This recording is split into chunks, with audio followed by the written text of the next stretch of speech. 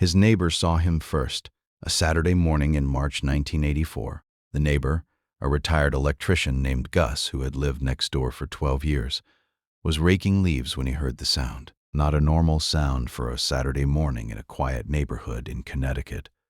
The sound of a chisel on concrete, steady, rhythmic, deliberate. The sound of a man who was carving something. Gus walked to the fence. He looked over. In the backyard. The backyard where the vegetable garden used to be. The backyard where the kids had played and the dog had dug holes and the grill had stood for a decade of 4th of July cookouts. There was a wall, a cinderblock wall, 6 feet tall, 12 feet long, painted black. And the man who lived in the house, a quiet man named Ray, 57 years old, retired from the phone company, Vietnam veteran, though Gus didn't know the last part, was kneeling in front of the wall with a chisel and a hammer, carving letters into the painted surface. Gus said, "Ray, what are you building?" Ray didn't look up. He kept carving. He said, "A wall." Gus said, "I can see it's a wall. What's it for?" Ray stopped carving. He looked at Gus over the fence. He said, "It's for the men I lost." Gus didn't ask what that meant. He was a smart man. He was old enough to recognize the sentence of a veteran. He was wise enough to recognize that the men I lost was not an invitation to conversation. It was a statement, a fact. A man was building a wall in his backyard for men he had lost, and the building was not for discussion. Ray went back to carving. Gus went back to raking. The sound of the chisel continued, all morning into the afternoon, through the evening. Ray's wife, Helen, brought him coffee at 10, a sandwich at noon, water at 3. She didn't ask about the wall. She had learned in 20 years of marriage that Ray did things and the doing was the explaining. He did it, and the doing told you everything the talking wouldn't. The wall had 23 names on it, 23 names carved in capital letters, one beneath the other, each name followed by a date. The dates ranged from 1968 to 1971. The names belonged to men who had been in Ray's platoon in Vietnam, men who had been alive when Ray knew them, and who were dead now, and whose deaths Ray had carried inside him for 16 years without saying their names out loud. The Vietnam Veterans Memorial had been dedicated in Washington, D.C. on November 13, 1982. 2 years earlier, 58,000 names on black granite. Ray had watched the dedication on television. He had seen the wall. He had seen the names. He had seen men touching the stone and crying and leaving things, letters, medals, photographs, at the base. He had watched it the way he watched everything about the war, from a distance, through glass, from a chair in a living room in Connecticut. He hadn't gone to Washington. He couldn't. Not because of the distance. Washington was a 4-hour drive. Because of the 58,000 names. 58,000 names was too many. 58,000 names was the entire war. Every theater, every year, every unit, every man. Ray didn't need the entire war. Ray needed his 23. His 23 were the war. The other 57,977 were someone else's war. His war was 23 men in a platoon in the Central Highlands, and the specific, individual, personal fact of each of their deaths. So he built his own wall, not a replica, not a memorial, a wall, his wall, in his backyard with his 23 names, because if the country could build a wall for 58,000, a man could build a wall for 23. And the 23 deserved a wall. They deserved stone and letters and a place where their names existed in the physical world, not just in the 3 a.m. replays, not just in the dreams, not just in the locked room behind Ray's eyes, where the war lived and the names echoed, and no one could hear them except him. Now the names were on a wall. Now the names were in the air. Now the names were carved into something that would outlast the man who carried them. The wall was not beautiful. It was not designed by an architect. It was not made of black granite imported from India. It was cinderblock, the same cinderblock used for basement walls and garage foundations, and the utilitarian structures that hold up other, more visible structures. It was painted with hardware store black paint. 2 coats rolled on with a roller, the kind of paint that doesn't quite cover the texture of the block and leaves a surface that is not smooth but rough, not polished but raw. And that was the point. The wall in Washington was polished. The wall in Washington was designed to reflect, literally, to show you your own face overlapping the names, your living face merging with their dead names. It was intentional. It was art. Ray's wall was not art. Ray's wall was need. Ray's wall was a man with a list of dead men in his head, building the only thing he knew how to build, a wall, and putting the list on it because the list had to go somewhere outside of him, or it would eat him alive. The wall was also an act of defiance, not against the government, not against the war, against the silence. For 16 years, the silence had owned the names. The silence had kept them locked inside his skull, cycling and cycling and cycling, and no one could hear them and no one knew they were there, and the names were prisoners inside his own silence. The wall broke the silence. The wall took the names from the darkness of his interior and placed them in daylight. The wall said, "These names exist. These men existed, and the man who carries them is done carrying them alone." Ray was drafted in 1967. He was 22. He had been working at the phone company in Hartford, climbing poles, stringing wire, connecting lines. He was good at working with his hands. He was strong. He was the kind of man who fixed things around the house, around the neighborhood, around other people's problems. He fixed things because fixing was what he understood. Breaking was what the Army would teach him. He shipped to Vietnam in March 1968. He arrived 2 months after the Tet Offensive, the massive coordinated attack that had shattered American confidence and turned the war from a policy debate into a national wound. By March 1968, the wound was open and bleeding, and the men they were sending into it, Ray's generation, the 22-year-olds from Hartford and Detroit and Topeka and Memphis, were being poured into the wound like gauze that would not stop the bleeding, but would absorb it. He was assigned to an infantry platoon in the Central Highlands. 44 men. He would know all of them by name within a week. He would know their hometowns.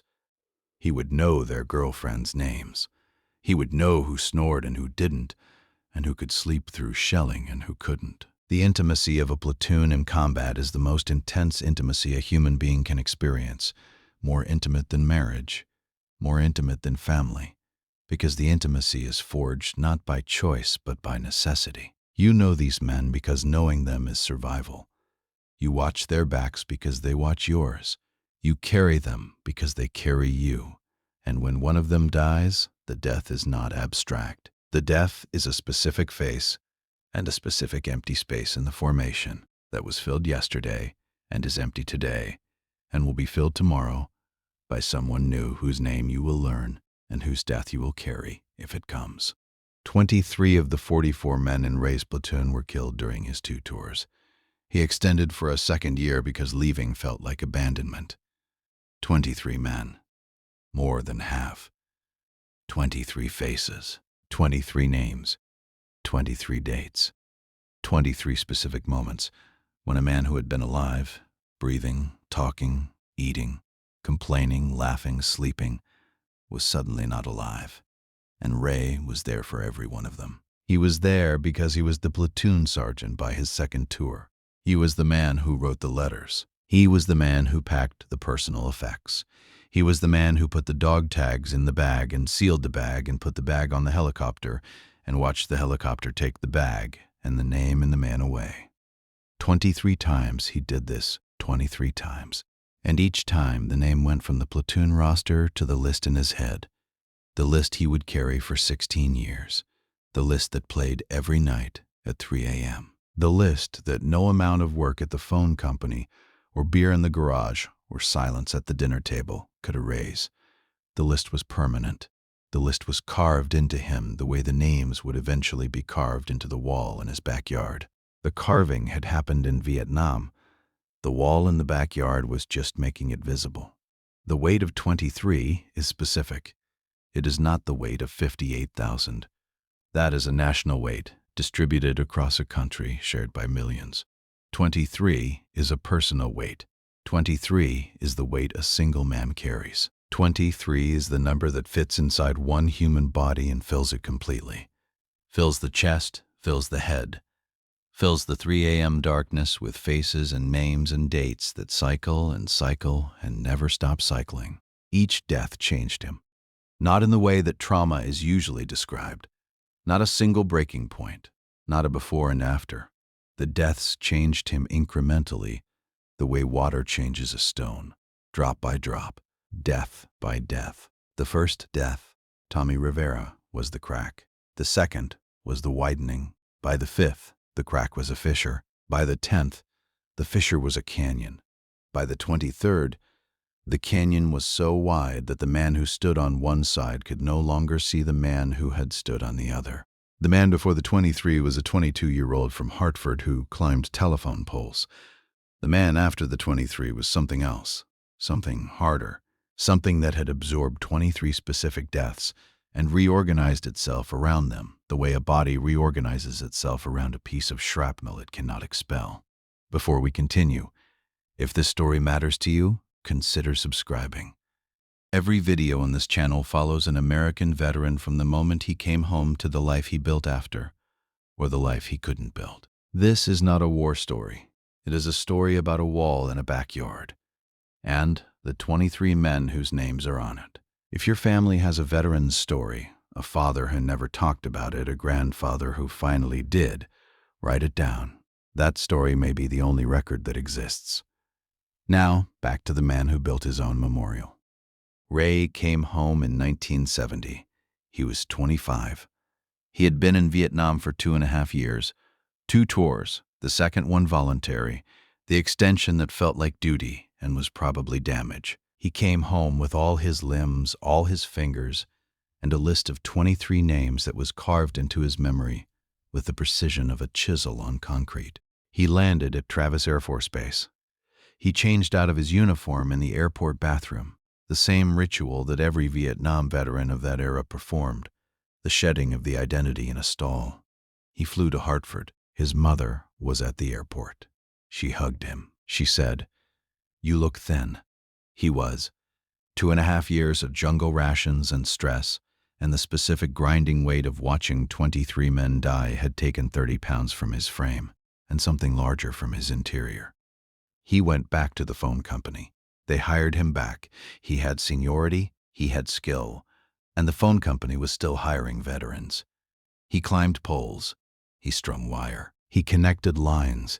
The work was physical and familiar, and he did it well, and it occupied his body and left his mind free to do what his mind did every day, run the list. The list was not a memory. The list was a mechanism. It operated automatically without his consent, the way a heartbeat operates without consent. The names cycled. Tommy Rivera, killed May 3rd, 1968. Ambush on a trail, 19 years old. David Doc Greenfield, killed August 14th, 1968. Booby trap on a path. 21 years old. Medic. Sergeant Williams, killed November 2nd, 1968. Firefight at a village, 28 years old. Married, 2 kids. The names cycled and the details cycled, and the faces cycled, and the cycling was constant.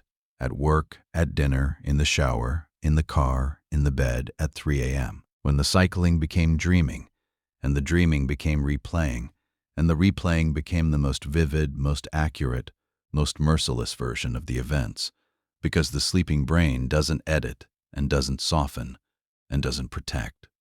He met Helen in 1972. She was a secretary at the phone company. She worked in the office while he worked on the poles. She was 24. She was direct. She said things other people thought but didn't say. She said to him the first time they talked, "You're the quietest man in this building."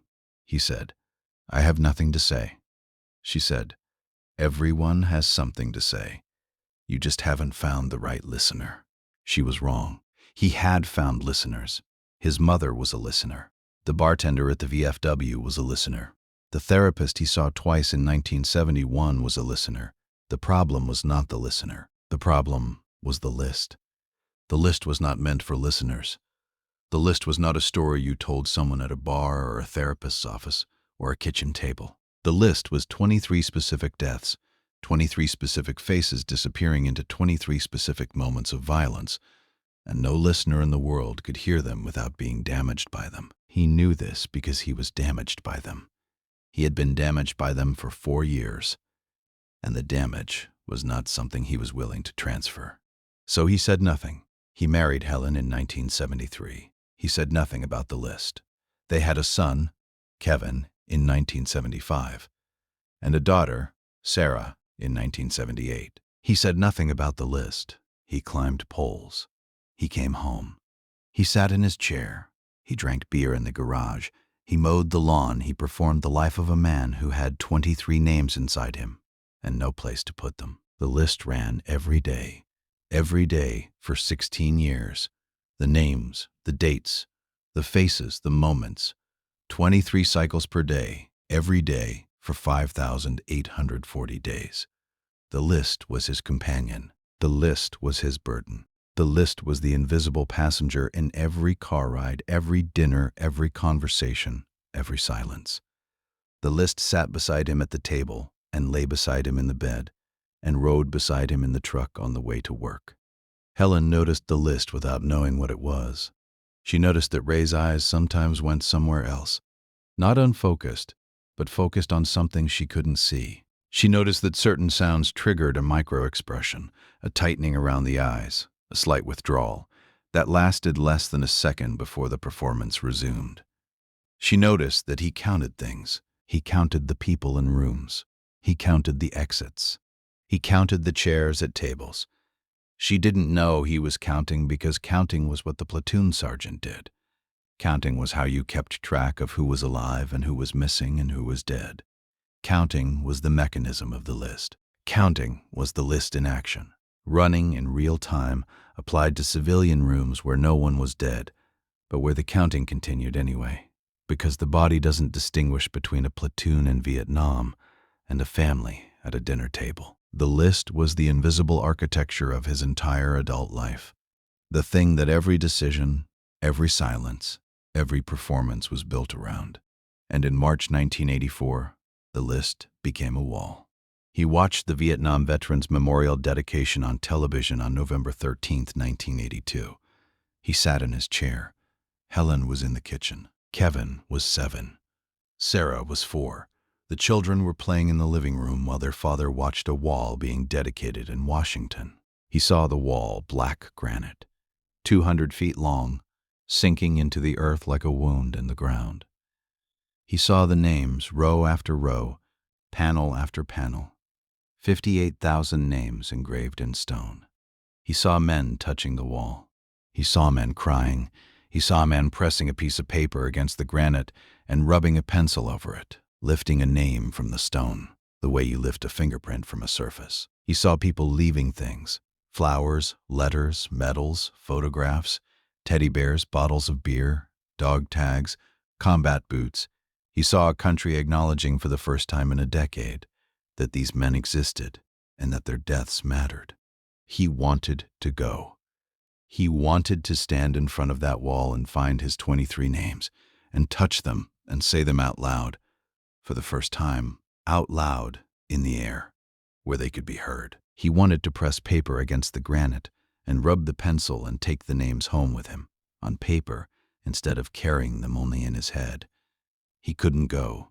The idea of standing in front of 58,000 names overwhelmed him. His 23 were in there, somewhere in that vast inventory of the dead. His 23 were carved into black granite, alongside 57,977 men he didn't know. The scale was the problem. The scale turned his 23 into a fraction.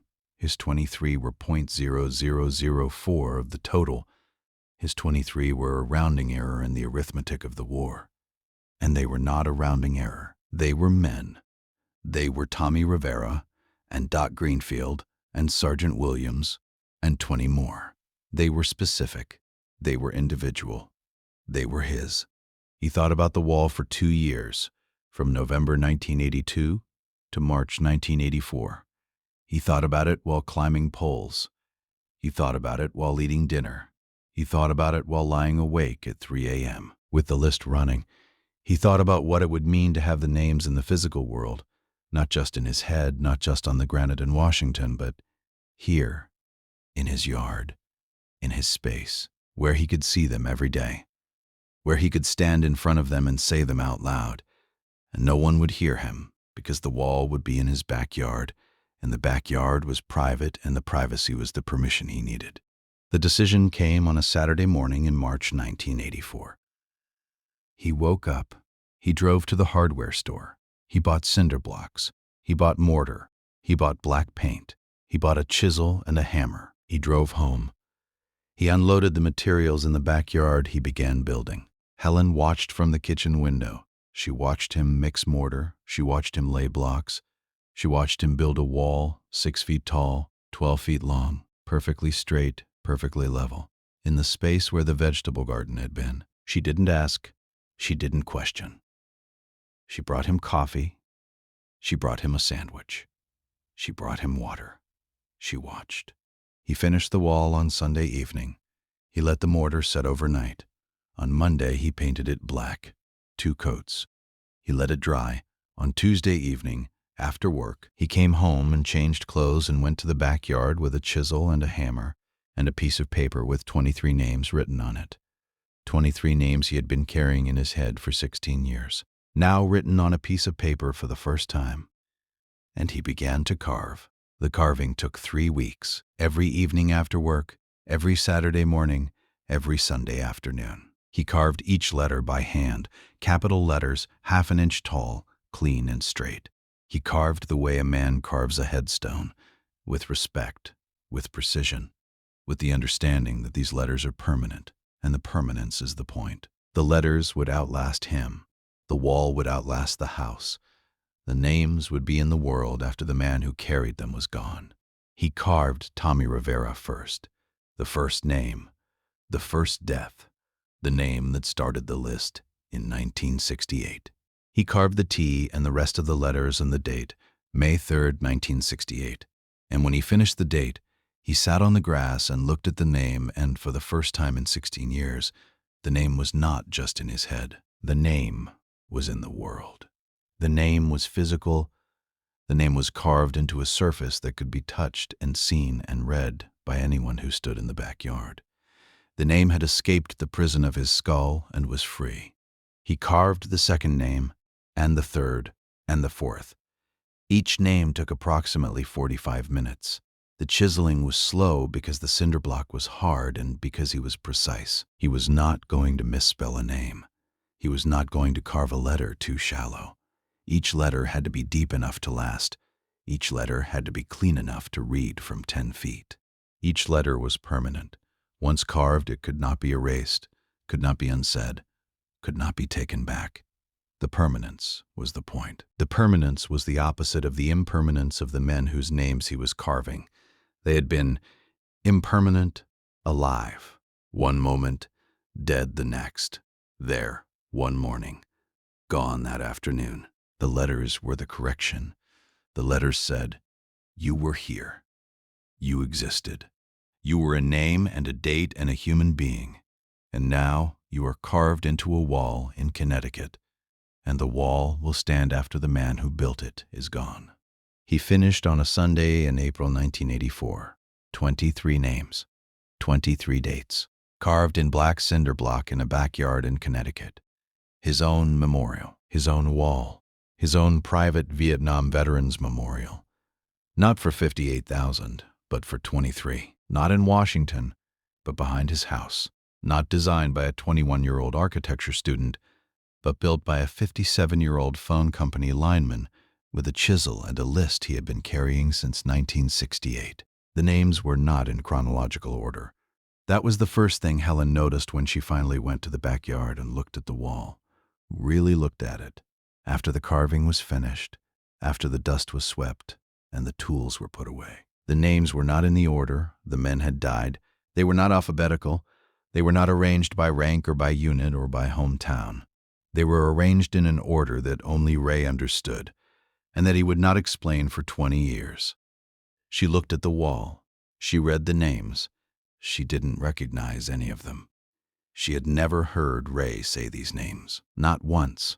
In 11 years of marriage, from 1973 to 1984, she had never heard the name Tommy Rivera.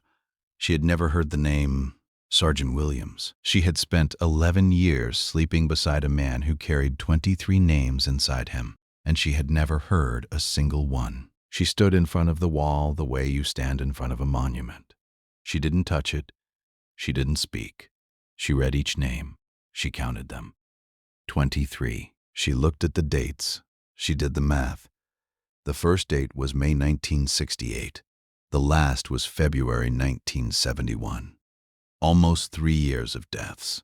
She understood, standing there, that each name was a person, not a concept, not a statistic, but a person her husband had known and watched die and carried in silence for 16 years.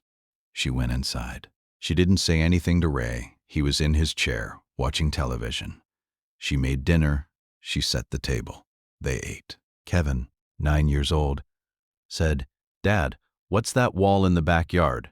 Ray said, "It's mine." Kevin said, "But what is it?" Ray said, "It's names." Kevin said, "Whose names?" Ray said, "People I knew." The conversation ended. The boy accepted "people I knew" the way all children accept their father's cryptic answers, by filing them under "things I don't understand yet" and moving on. Kevin didn't know that "people I knew" meant people I watched die. He didn't know that the wall in the backyard was a graveyard without bodies, a memorial without a ceremony, a private act of remembrance built by a man who couldn't face the public one. The names, let them be named, not all 23, but some, because the names are the point. The names are why the wall exists. The wall is not cinder block and mortar and paint. The wall is names. Tommy Rivera, 19 years old, from San Antonio, Texas. He had a sister named Maria, who sent him cookies that arrived crushed and stale, but that he ate anyway because they were from Maria. He died on May 3, 1968, in an ambush on a trail that was supposed to be clear. He was walking point.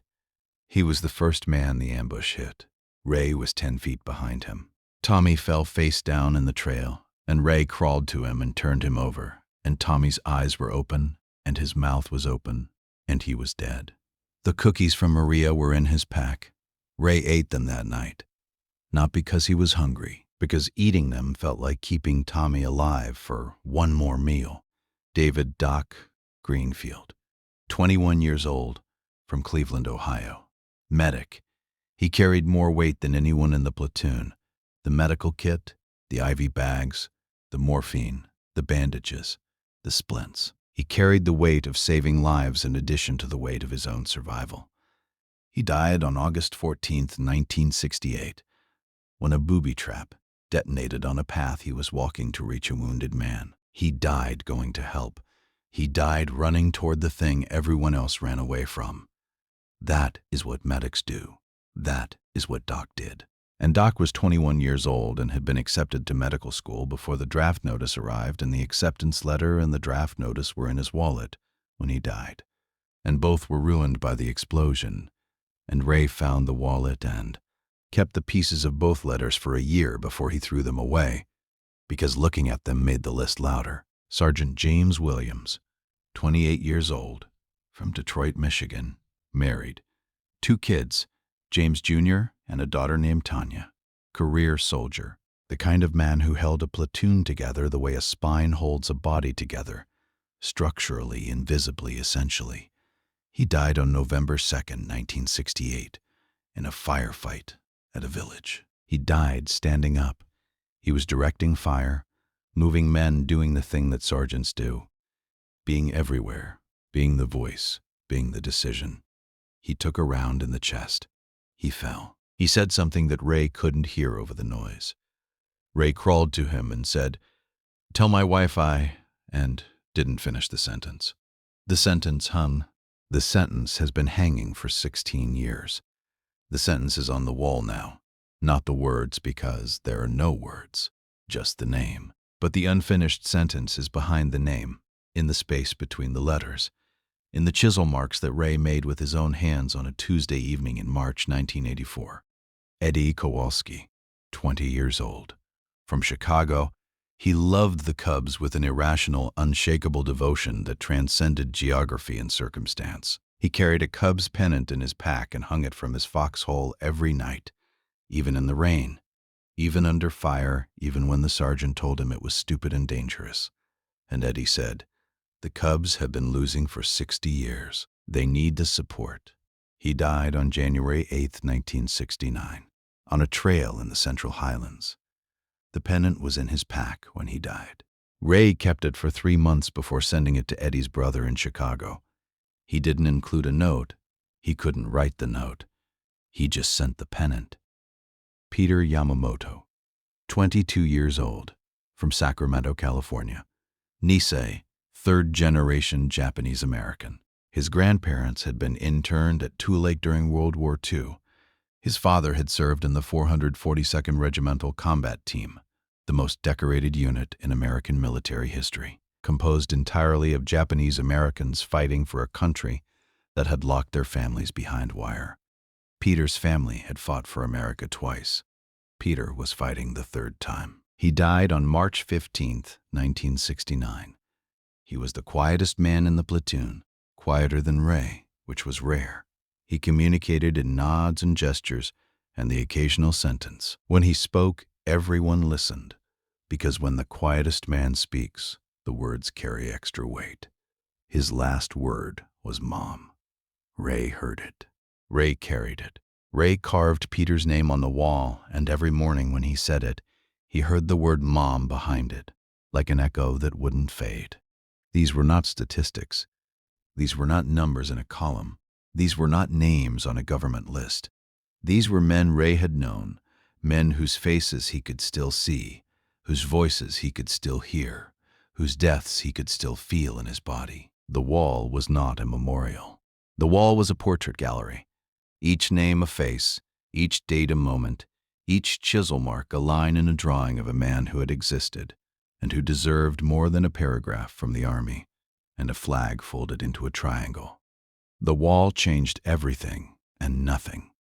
It changed the geography of the backyard, where there had been tomatoes and peppers and the remnants of a swing set. There was now a 6-foot slab of black cinder block with 23 names carved into it. It changed the view from the kitchen window.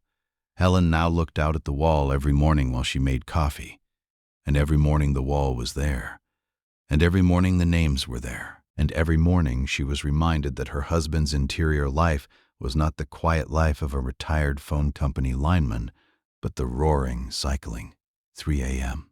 life of a man who had watched 23 men die and had been carrying their names like stones in his chest for 16 years. But the wall didn't change Ray, not immediately. He still sat in his chair. He still drank in the garage. He still woke at 3 a.m. He still flinched at sounds. The list still ran. The mechanism still operated. The wall was not a cure. The wall was a relocation. He had moved the names from inside himself to outside himself, from his head to the cinder block.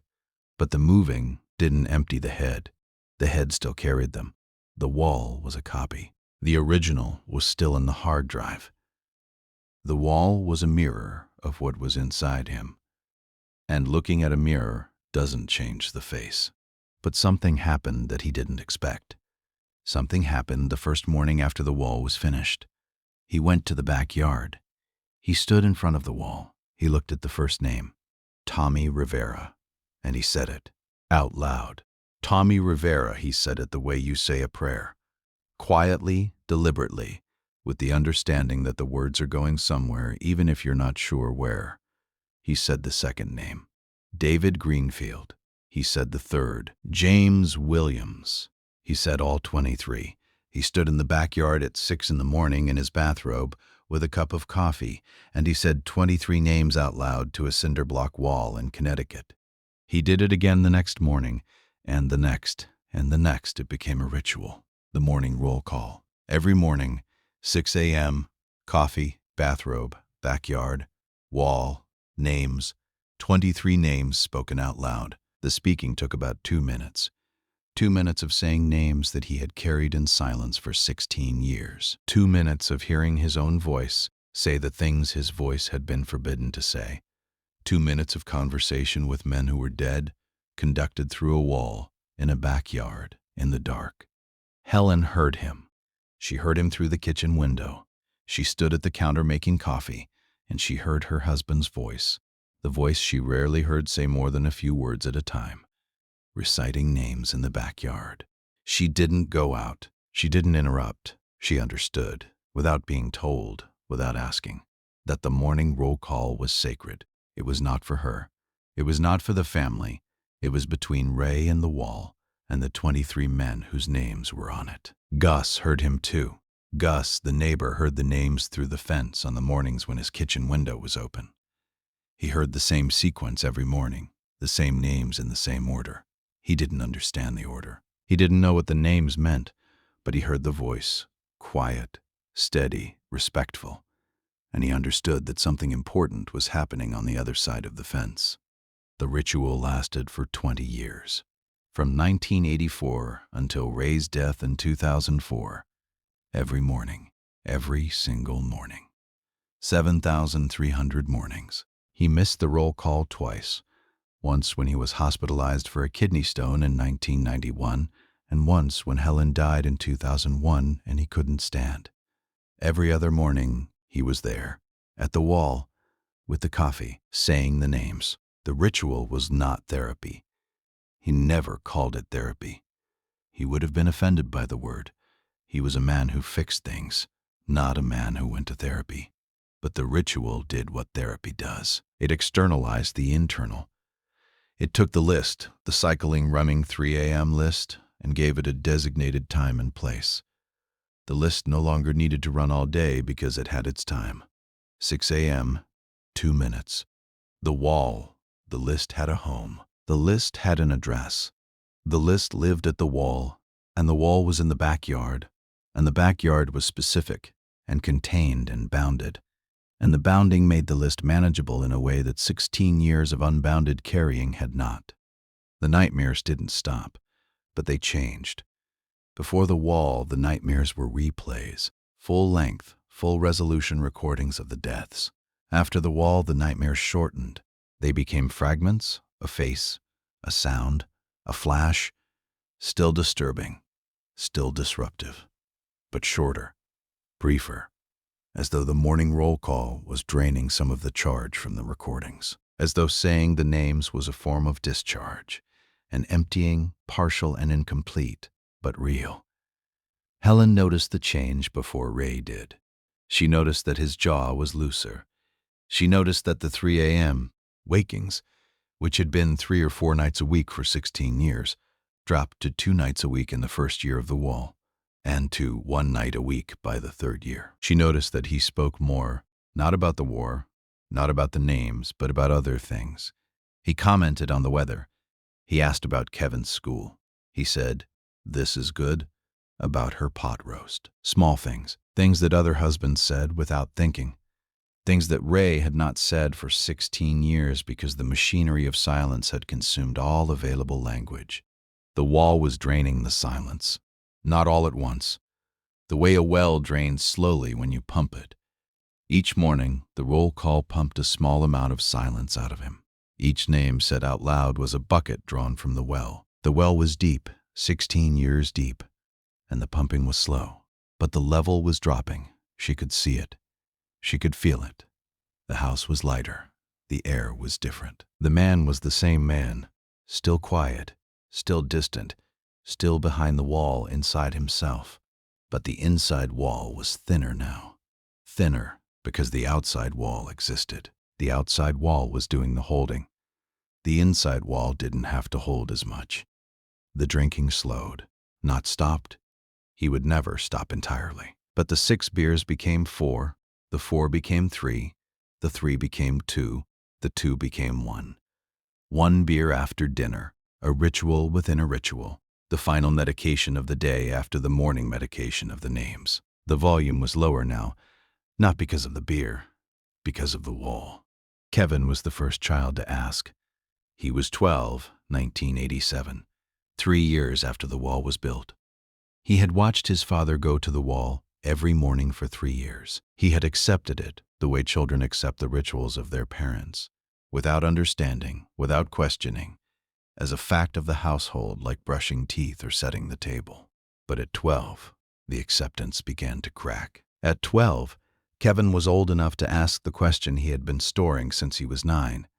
He asked it at the dinner table, the worst possible time, the time when the family was together and the question couldn't be deflected or ignored. He said, "Dad, who are the people on the wall?" Ray put down his fork. Helen put down hers. Sarah, 9 years old, looked at her brother with the expression of a child who knows something important is about to happen. Ray said, "They were in my platoon, in Vietnam." Kevin said, "Are they all dead?" Ray said, "Yes." Kevin said, "All 23?" Ray said, "Yes." Kevin said, "Did you see them die?" The table went quiet. Helen reached for Ray's hand under the table. He didn't take it. He looked at his son. He said, "I saw most of them die." "Yes," Kevin said. "Is that why you go out there every morning?" Ray said, "I go out there every morning because they can't. They're dead. They don't get mornings anymore. I say their names so the mornings know they existed." Kevin didn't respond. He was 12. The sentence was too large for him. I say their names so the mornings know they existed. And he filed it under the category of things his father said that sounded important and felt heavy and would take years to unpack. Sarah asked next. She was different from Kevin. Quieter, more like her father, a child who observed and stored and processed internally. She didn't ask at the dinner table. She asked at the wall. She was 13. It was 1991. A Sunday morning. She went to the backyard while her father was doing the roll call. She stood behind him. She waited until he finished. He turned around. He saw her. He said, "How long have you been standing there?" She said, "Long enough to hear the names." He said, "I know. Mom told me."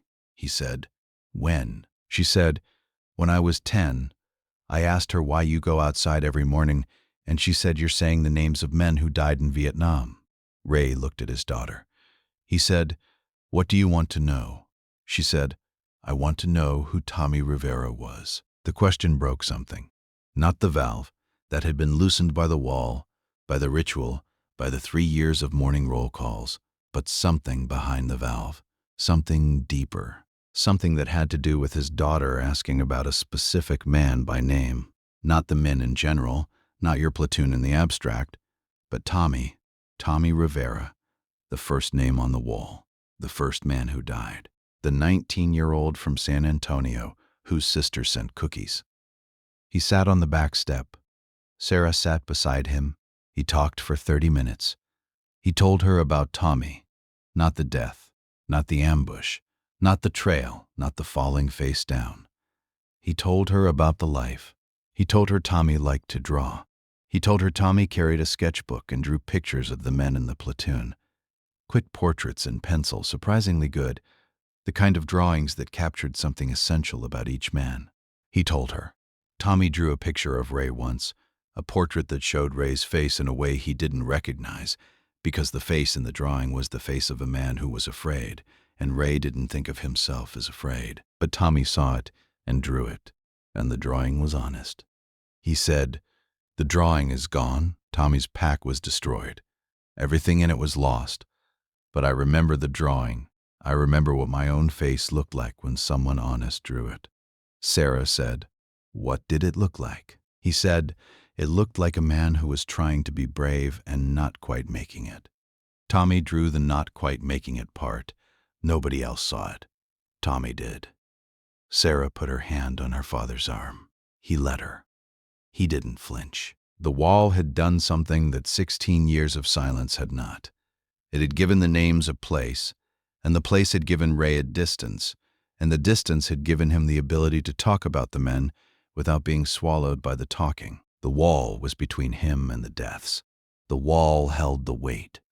The wall let him put his daughter's hand on his arm and not flinch, because the weight was on the wall now, and his arm was lighter. Helen watched from the kitchen window.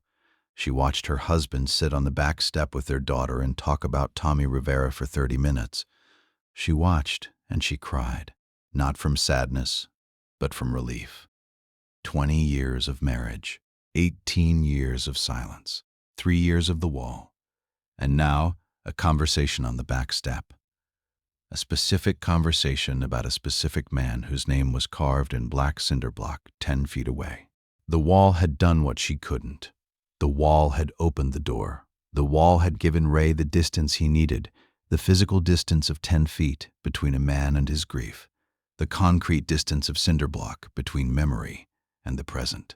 The wall held the weight so that Ray could sit on a step with his daughter and talk about a 19-year-old from San Antonio who drew portraits in a jungle.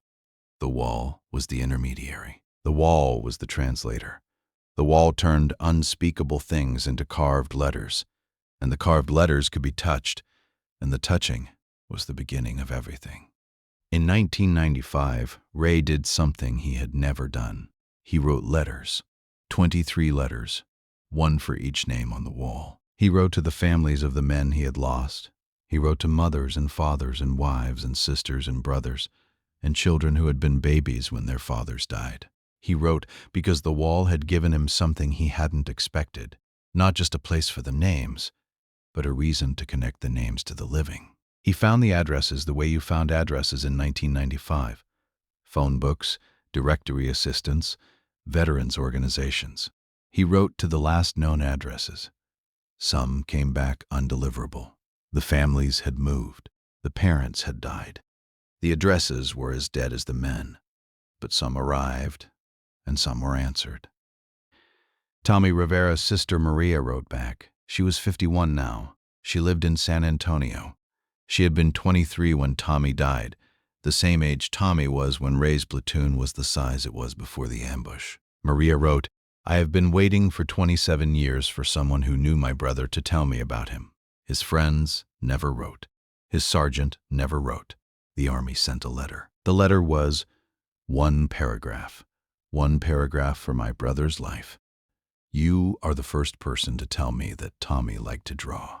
Ray read the letter at the wall.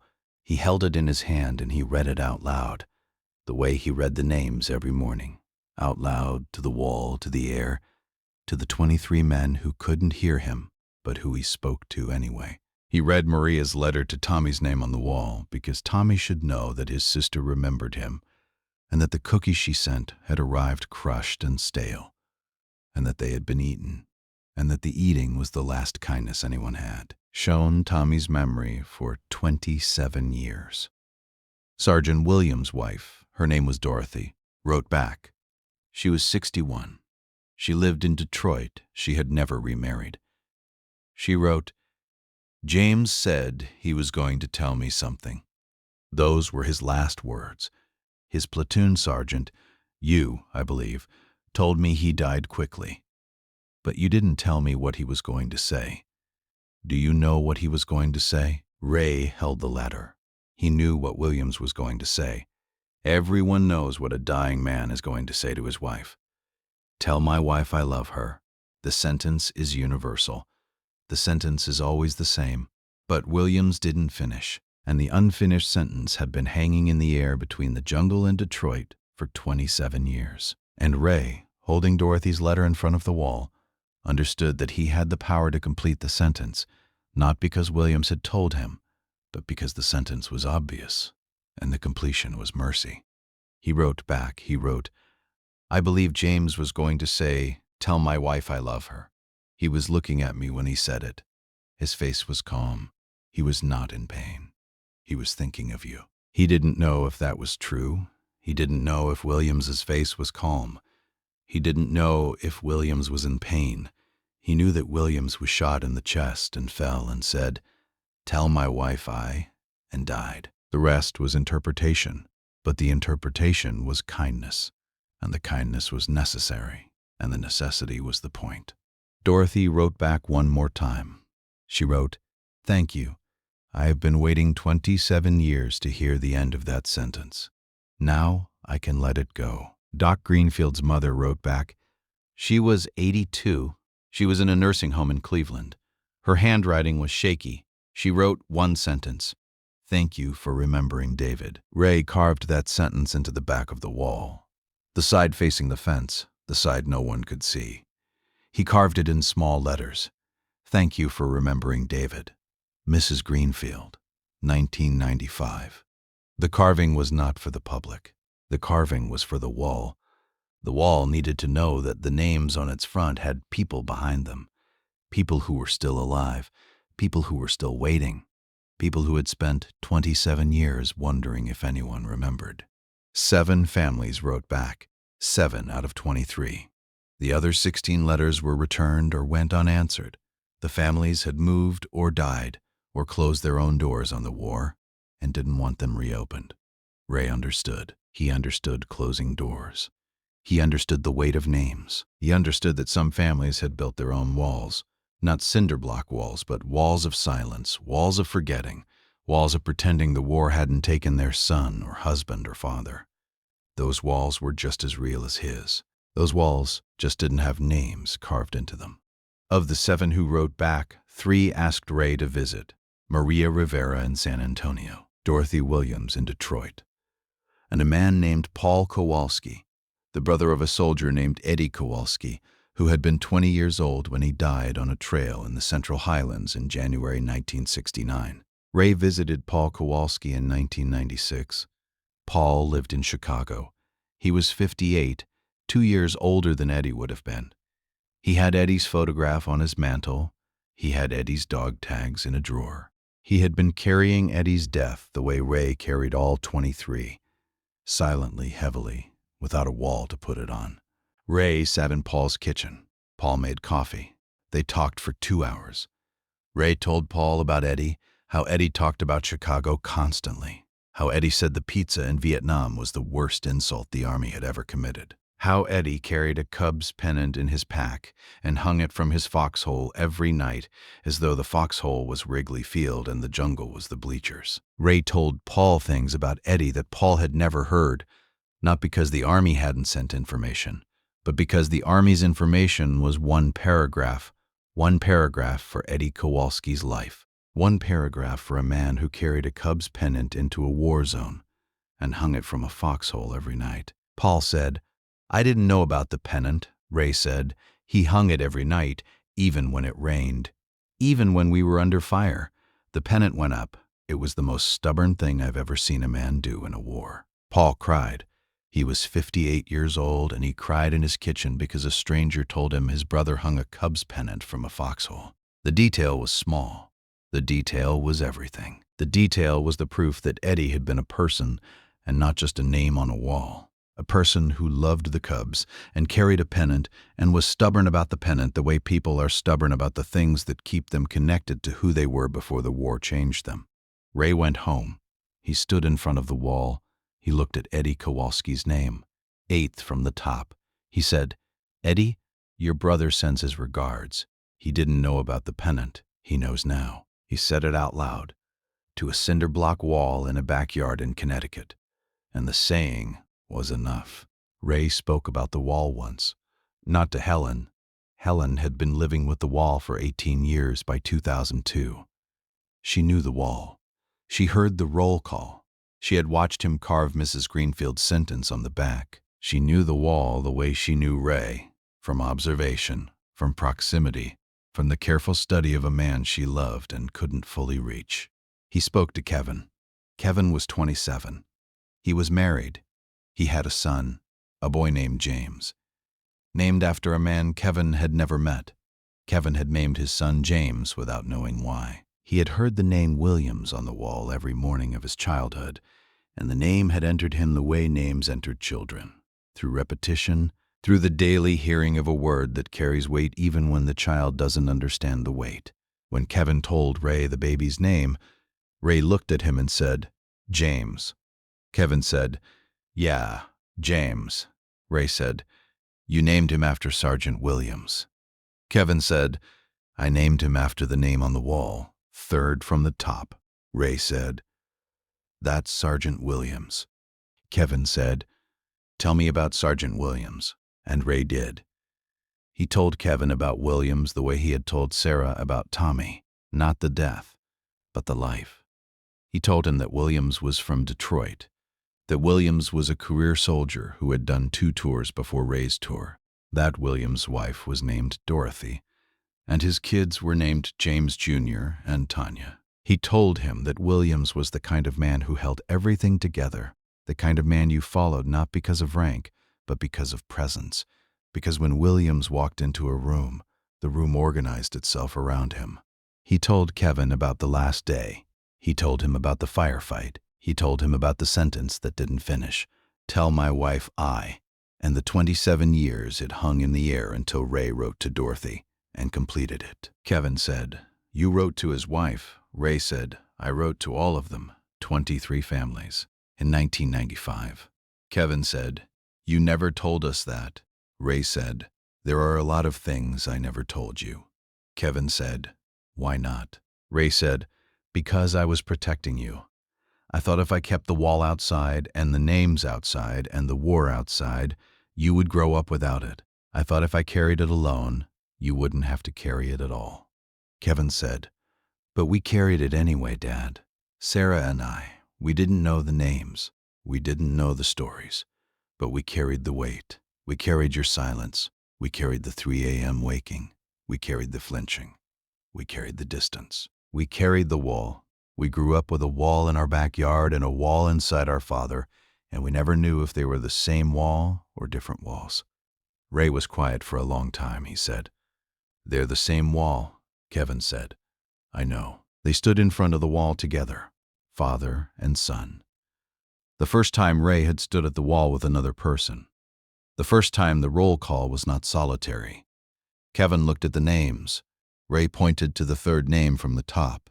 He said, "That's your son's namesake, James Williams, 28 years old, Detroit, married, 2 kids, the best man I ever served with." Kevin put his hand on the carved name.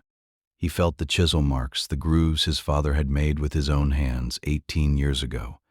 He said, "My son carries his name." Ray said, "The name needed to be carried by someone who would live a long time." Kevin was quiet. He looked at the wall, all 23 names, carved by his father's hands, maintained by his father's voice every morning for 18 years. He said, "Dad, I need to tell you something." Ray said, "Go ahead."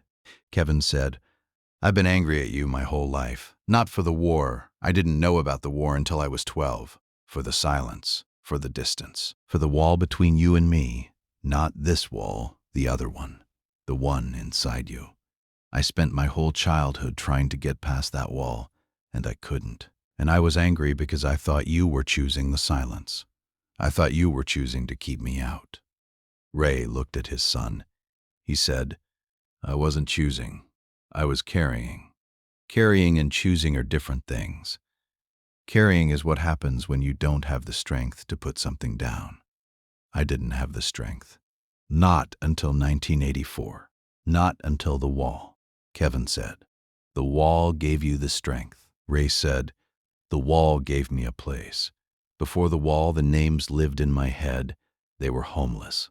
They wandered through my dreams, through my days, through every room and every house.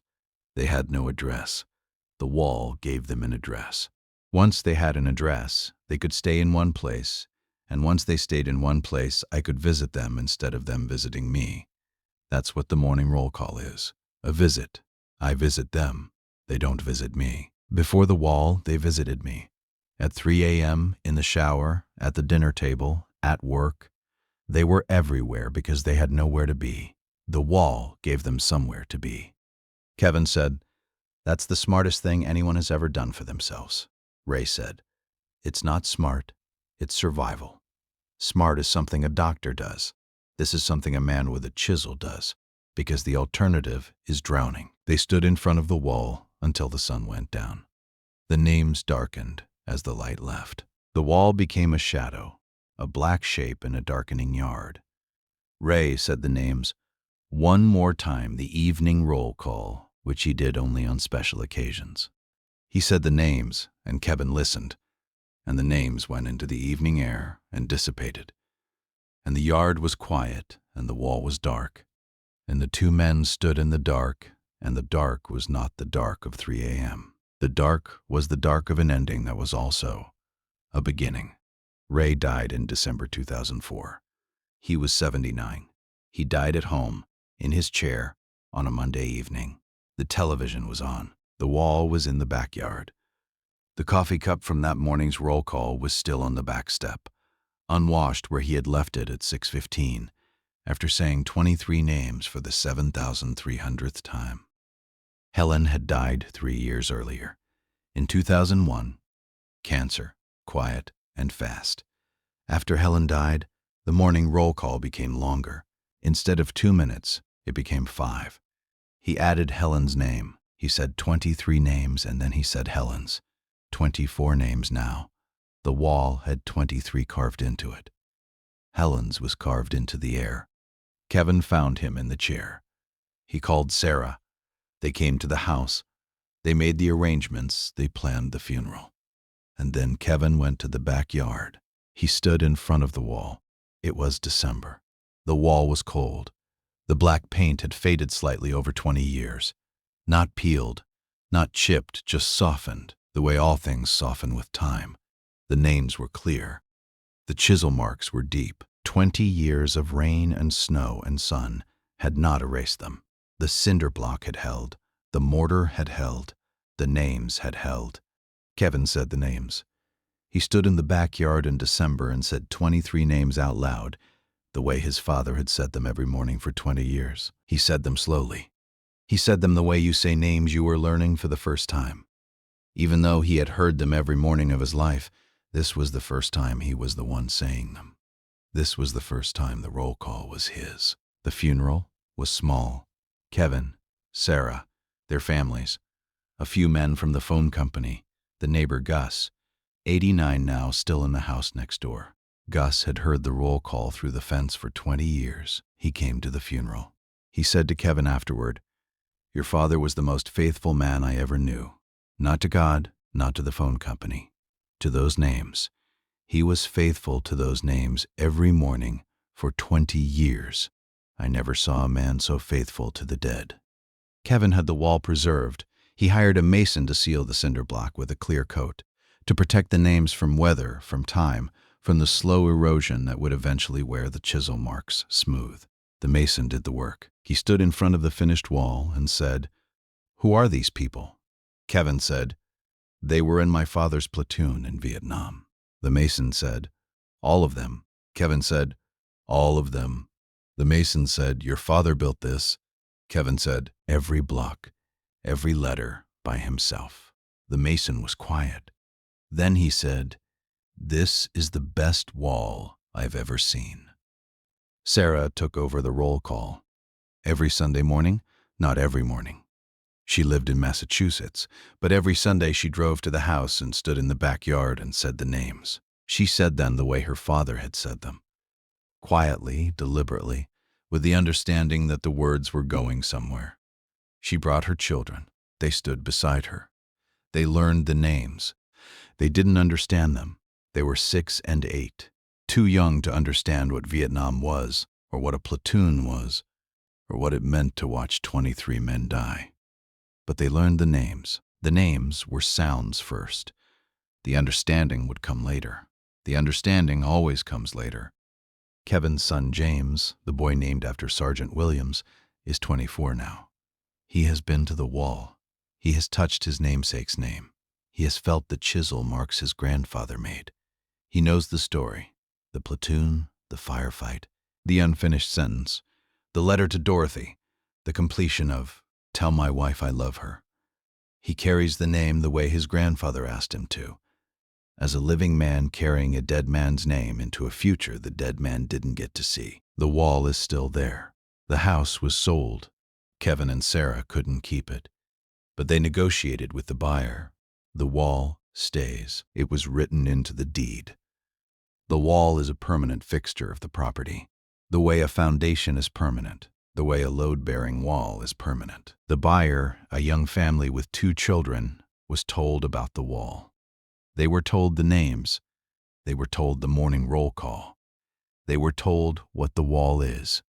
The buyer's wife said, "We'll take care of it." She said it the way you say something when you mean it completely. She said it the way Helen would have said it. She said it because some walls are not walls. Some walls are men. And some men deserve a wall. He built a wall in his backyard in 1984. He carved 23 names into it. He stood in front of it every morning for 20 years and said the names out loud because the mornings needed to know the men existed. He wrote to the families. He completed an unfinished sentence. He stood at the wall in rain and snow and heat and dark and said the names because saying them was the closest he could come to keeping them alive. What remains is not a war story. It is a love story. The love between a man and 23 men who died, expressed in cinderblock and chisel marks and a morning roll call that lasted 20 years. That love was the wall. The wall was the love. And the wall is still standing if this channel should continue documenting what happened to the men who came home from America's wars. Subscribe. Most of these men never told their stories. They came home, took a bath, put on clean clothes, went to work, and said nothing for 30, 40, 50 years. Some of them built walls. We document the ones who finally spoke, and we remember the ones who carved their speaking into stone.